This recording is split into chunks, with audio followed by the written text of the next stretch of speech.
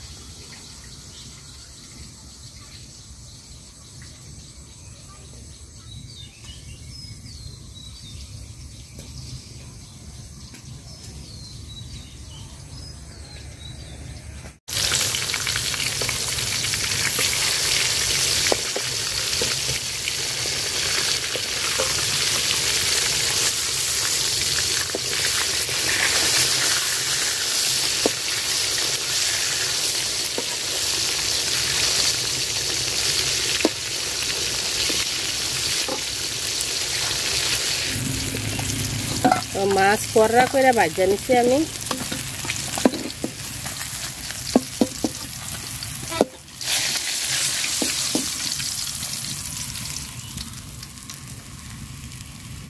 তো মাছ ভাজার তেলে পেঁয়াজ কুচি আর মরিচ কুচি দিয়ে দিলাম।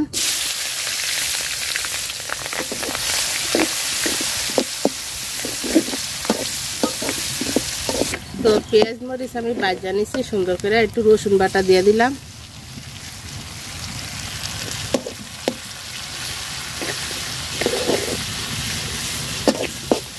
রসুনটা আমি সুন্দর করে ভাজা নিচ্ছি, একটু পানি দিয়ে দিলাম।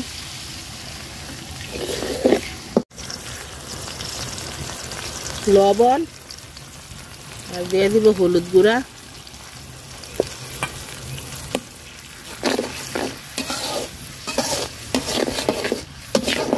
মশলাটা আমি সুন্দর করে কষাই নিছি, সিমের বিচিগুলা দিয়ে দিলাম।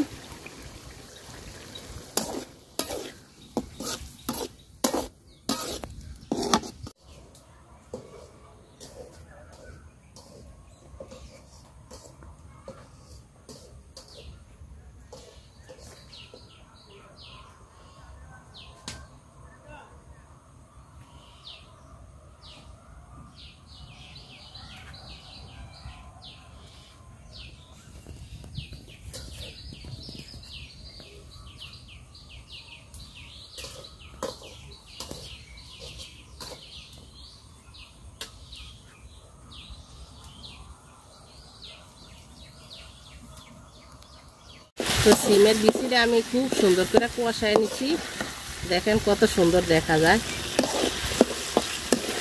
একটু ঝোলের পানি দিয়ে দিলাম।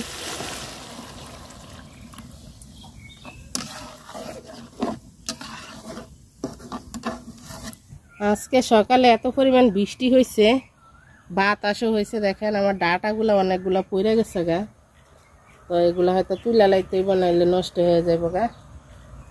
তো যারা যারা আমার ভিডিওগুলো দেখেন তাদেরকে অনেক অনেক অনেক ধন্যবাদ।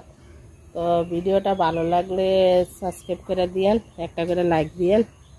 তো ইনশাল্লাহ চেষ্টা করবো আপনাদের মন মতো ভিডিও বানাইতে। তো সিমের বিচিটা দেখেন সিদ্ধ হয়ে গেছে, তো আমি টমেটোটা দিয়ে দিলাম।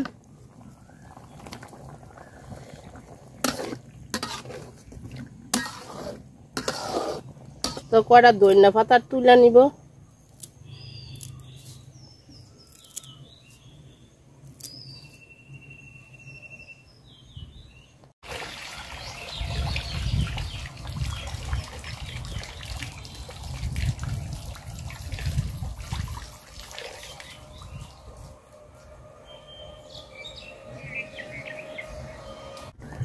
তো মাছ দিয়ে দিলাম,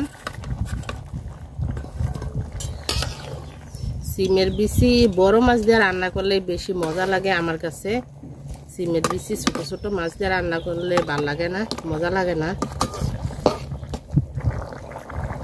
তো ধনিয়া পাতা দিয়ে দিলাম।